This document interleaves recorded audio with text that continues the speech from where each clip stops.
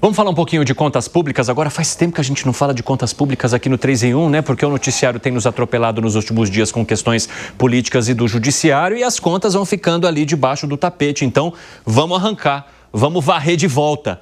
E a Valéria Luizetti é quem vai trazer esses números porque houve um aumento da dívida pública segundo o relatório do Banco Central. Conta aí, Valéria, bem-vinda.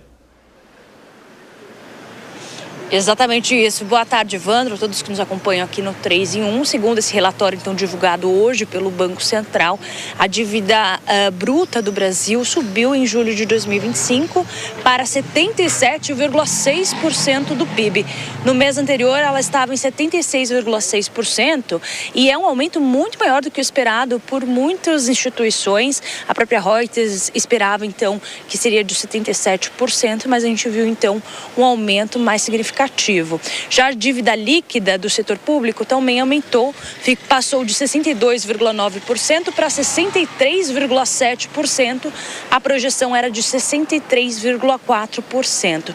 O setor público consolidado teve déficit de 66,6 bilhões de reais. As projeções eram de 60,2 bilhões de reais negativos. Se comparado com julho do ano passado, o déficit foi de 21,3 bilhões de reais. Esse, Evandro, é o pior resultado para julho desde 2020, na pandemia, quando foi de 81,1 bilhões de reais. Alguns fatores que acabaram pesando nesse resultado, segundo o próprio Tesouro Nacional, é a concentração de pagamentos de despesas judiciais, os precatórios, que somaram 35,6 bilhões de reais em julho de 2025. No ano passado, esses pagamentos haviam sido realizados durante o mês de fevereiro. Com relação ao detalhamento aí desse déficit no mês de julho, para se ter uma noção, 56,4 bilhões de reais foram de saldo negativo do próprio governo federal, 8,1 bilhões de reais de estados e municípios e 2,05 bilhões de estatais. Com relação à parcial do ano, né? Janeiro a julho de 2025, o déficit acumulado foi de 44,5 bilhões de reais, equivalente a 0,61% do PIB, uma melhora com relação ao mesmo período do ano passado, que estava em 0,97% do PIB, mas esses dados continuam reforçando, né, Evandro, esses desafios do governo para realmente manter as contas públicas dentro das rédeas. Eu volto com você.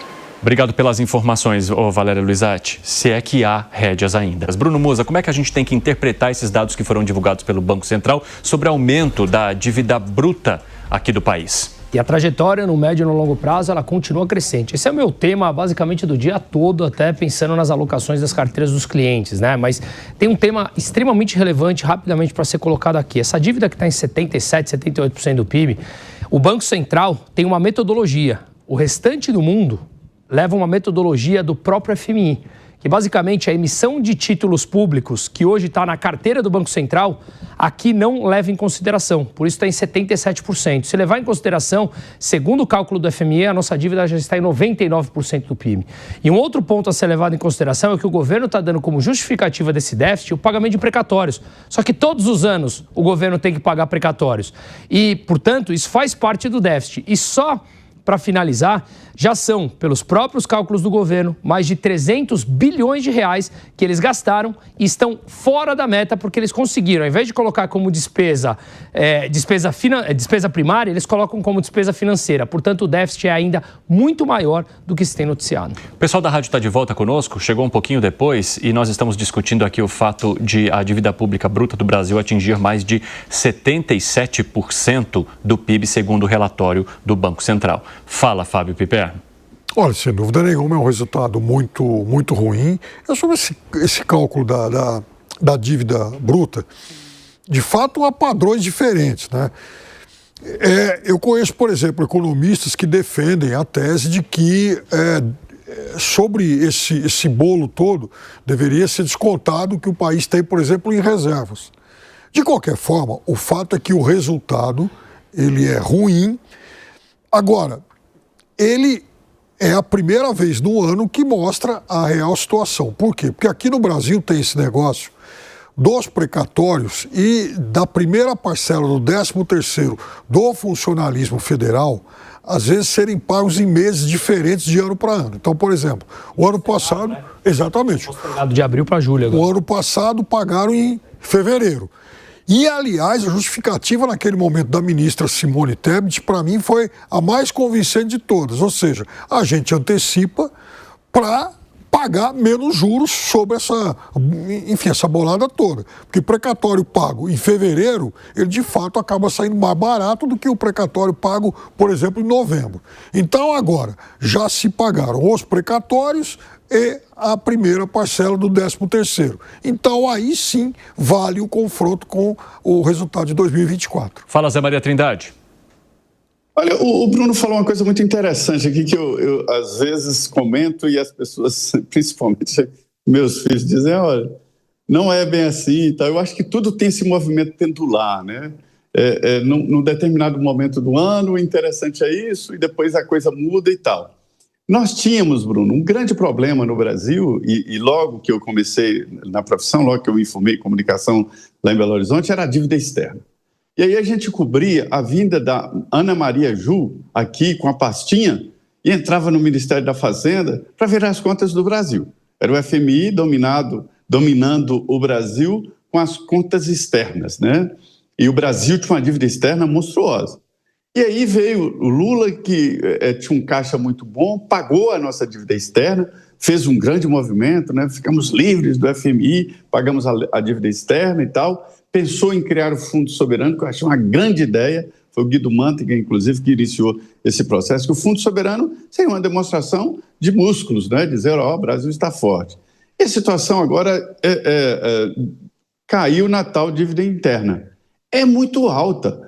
Ó, o orçamento total da União, o orçamento é uma peça de ficção, né? O Bruno falou das despesas discricionárias, essas é que valem. O resto é só contabilidade. Então, o Brasil arrecada lá 5 trilhões e 800 bilhões. 5 trilhões e 800 bilhões. E paga quase 3 trilhões de dívida. Se vista, não é pagar a dívida, é pagar os juros. É como a agiota, que te empresta 1.000 e todo mês ele pega os juros.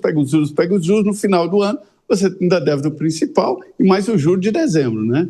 Então, quase 3 trilhões do serviço da dívida, um nome bonito, mas é juros, né? Agora, por exemplo, esse déficit, o governo não está falando muito em precatório. O governo está dizendo exatamente do aumento dos juros, pagamento dos juros, porque os juros estão altos demais, isso reflete no caixa da União, desse gasto obrigatório do orçamento. Além disso, o dólar está em alta e isso aumenta também o pagamento de juros. Então, é uma situação muito complexa, muito difícil. Se nós pegássemos todo o orçamento, 5 trilhões e 800 bilhões, isso é impossível, mas fazendo uma hipótese aqui, pega isso e paga a dívida, não dá para pagar a dívida. Então, nós devemos mais do que um orçamento anual, muito mais do que um orçamento anual. Então, é um problemão e eu vejo que todos os dias o Bruno batendo nessa tecla, ele sabe que isso fragiliza a imagem do Brasil e o mercado vê com dificuldade, mas é um problemão. Isso aí, projeto seguinte, o Brasil vai quebrar. O debate é quando isso vai acontecer.